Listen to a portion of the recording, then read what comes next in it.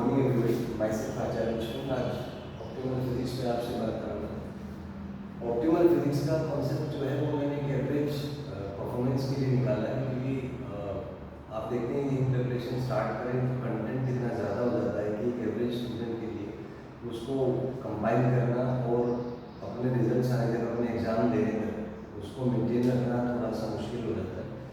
तो इसीलिए हमने कॉन्सेप्ट इंट्रोड्यूस किया हमने ऑप्टिमल फिजिक्स का, जिसमें हम एक एवरेज प्रिपरेशन पे बात करेंगे। ऐसी प्रिपरेशन जिसमें एवरेज माने 60 to 70% स्कोरिंग आपकी हो जाए without any substantial stress, anxiety और डिप्रेशन और any other uncomfortable feeling. Because ये होता है कि जब आप प्रिपरेशन स्टार्ट करते हैं तो कंटेंट इतना ज़्यादा बढ़ जाता है कि उसको वाइंड अप करना लास्ट तक आते आते बहुत मुश्किल हो जाता है। आपको कन्फ्यूजन होने लगता है, डिप्रेशन होने लगता है, मन नहीं लगता पढ़ने में। तो अगर स्टार्टिंग से ही आप एक कन्वर्जिंग तरीके से नहीं पढ़ेंगे तो फाइनल तक आते आते फाइनल करना चीज़ें बहुत मुश्किल हो जाता है। तो वहीं से हमने कॉन्सेप्ट देखा, सोचा ऑप्टिमल फिजिक्स का। तो आइए इसके बारे में आपसे डिस्कस करते हैं। तो ऑप्टिमल फिजिक्स, जैसे कि मैंने पहले बताया, this is for average score in physics for JEE NEET. तो इसमें एवरेज स्कोर से मेरा मतलब है 60 to 70% मार्क्स आपके आ रहे हैं। तो उसके लिए क्या स्ट्रेटेजी होनी चाहिए, ये ऑप्टिमल फिजिक्स का कॉन्सेप्ट हमने यहाँ पर इंट्रोड्यूस किया।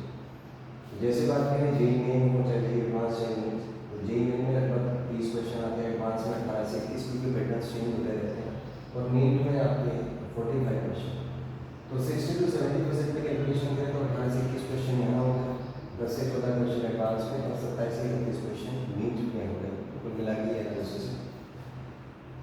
तो फिजिक्स की यदि बात करें तो इसमें 6 ब्रांचेज हैं, 28 चैप्टर्स हैं, 14 in class 11, 14 in class 12। Branch wise अगर एनालिसिस करें तो क्लास 11 में पहली ब्रांच है मैकेनिक्स, दूसरी है हीट, तीसरी है waves and oscillations. Similarly for class 12 we have electromagnetism, optics and modern physics. ये 6 ब्रांचेज हो गई। अब इसकी टफेस्ट और इजीएस्ट कौन सी है, तो पूरे फिजिक्स में इजीएस्ट जो ब्रांच है वो मॉडर्न फिजिक्स है, क्योंकि उसमें बहुत ज़्यादा मैनिपुलेशंस नहीं, बहुत ज़्यादा केसेस नहीं, लिमिटेड फैक्ट्स हैं, लिमिटेड इन्फॉर्मेशन है, लिमिटेड कॉन्सेप्ट है, मैनिपुलेशंस बहुत कम है, स्टैंडर्ड फैक्ट्स हैं। तो अगर आप उस पर काम करते हैं तो it's very easy to score good in these areas. So modern physics easiest है और हर साल एक सब्सटेंशियल कंट्रीब्यूशन एग्जाम्स में रहता है। 3 से 4 क्वेश्चन हर साल आते हैं मॉडर्न फिजिक्स से। तो it's very easy to do and very easy to wind things for modern physics. जबकि मैकेनिक्स सबसे टफ है, सबसे ज़्यादा क्वेश्चन हालांकि मैकेनिक्स से ही आते हैं, बट वो उतनी टफ भी है। तो अगर हम एक रिलेटिव कंपैरिजन देखें तो easiest is modern physics, toughest is mechanics, और बाकी सब इन बिटवीन दीज हैं, जैसे वेव्स है, वेव्स एंड ऑसिलेशंस, हीट है। तो ये स्कोरिंग टॉपिक्स हैं, मीडियोकर इसमें टफनेस रहती है। तो ये इसका स्ट्रेटेजिक एनालिसिस होगा कि कौन सा ब्रांच किस तरीके से आता है, कैसे आप उसको आगे उस पर काम करें। एक चीज़ इसमें बात करूँगा, एक्चुअली पूरी गेम ही पैटर्न्स की है। आप लेकिन पूरी फिजिक्स की यदि बात करें तो लगभग 2000 साइंस पेजेस में आपका सिलेबस कंपाइल हो जाएगा, जिसमें आपकी थ्योरी, क्वेश्चंस सब कवर हो जाएंगे। बट उनमें मेन जो गेम है वो है न्यूरल पैटर्न्स का।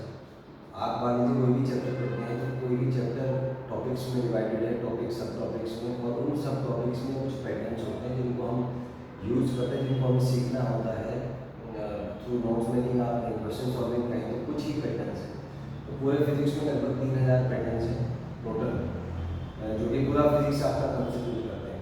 लेकिन इसमें अगर हम 60 to 70% में कैलकुलेशन करें तो 1800 से 2100 पैटर्न्स आते हैं। तो ये पैटर्न्स पर्याप्त है, अगर आपने इसको सीख लिया तो 60 to 70% मार्क्स आपके इसमें कवर हो जाते हैं। तो ऑप्टिमल फिजिक्स का बेसिकली पर्पज है, हम आपसे केवल पैटर्न से डिस्कस करेंगे। We will try to minimise the theory, इतना ज़्यादा वही थ्योरी बताएंगे जो काम का हो, पैटर्न्स की फॉर्म में आपसे स्टडी करेंगे, जो मैं आगे के लेक्चर्स में आपसे बात करूँगा जिसके बारे में। तो यहाँ पे जो मेन कॉन्सेप्ट है ऑप्टिमल फिजिक्स का वो है कि हम पैटर्न्स के बारे में बात करेंगे कि एक पैटर्न है, उस पैटर्न पे क्या क्या क्वेश्चन मिल सकते हैं। तो वी विल मेक श्योर कि पैटर्न की फॉर्म में डिस्कशन किया जाए, जिससे एक तो अननेसेसरी थ्योरी आपसे डिस्कस करना, उसमें समय वेस्ट होता है। दूसरा, डायरेक्टली जो पैटर्न है, पैटर्न पे बेस्ड क्वेश्चन डायरेक्टली उससे कनेक्टेड होंगे, जो मैं अगले वीडियोज़ में आपसे डिस्कस करूँगा। तो इससे आपका टाइम भी बचेगा, एनर्जी भी बचेगी, और आपको डायरेक्ट एप्लीकेशन पता लगेगा कि जो आप पढ़ते हैं और एग्जाम में जो आता है वो कैसे रिलेटेड है। एक्चुअल डिफरेंस ये है, हम पढ़ते भी जो है एग्जाम पैटर्न वाला है तो मैचअप नहीं कर पाता, फिर क्वेश्चन सॉल्व नहीं होते, फिर उसमें आपको एंजाइटी होगी, डिप्रेशन होगा, नेगेटिव वाइब्स आएंगे, और फिर आपकी प्रेपरेशन जो है वो एक अलग ही ट्रैक पे हो जाती है, आप इमोशनली डिस्ट्रैक्टेड हो जाते हैं और काम में मन ही नहीं लगेगा आपका पढ़ने में। तो उन सबको वाइंड अप करने का एक ही सॉल्यूशन है कि आप जो पढ़ते हैं और एग्जाम में जब आता है दोनों को एक साथ रखते चले and try to bridge the gap. वही ब्रिजिंग का काम आपका ऑप्टिमल फिजिक्स करेगा, जिसमें हम डायरेक्टली आपको सिखाएंगे कि जो भी आप पढ़ते हैं उसको अप्लाई कैसे करना है, क्योंकि एप्लीकेशन पॉइंट सबसे इंपॉर्टेंट है। स्टूडेंट्स पढ़ते हैं बट जब क्वेश्चन करते हैं उसको अप्लाई नहीं कर पाते, उनको पता नहीं लगता कि जो आपने पढ़ा है कितने केसेस है, उन केस का कौन सा क्वेश्चन इस केस में अप्लाई होगा।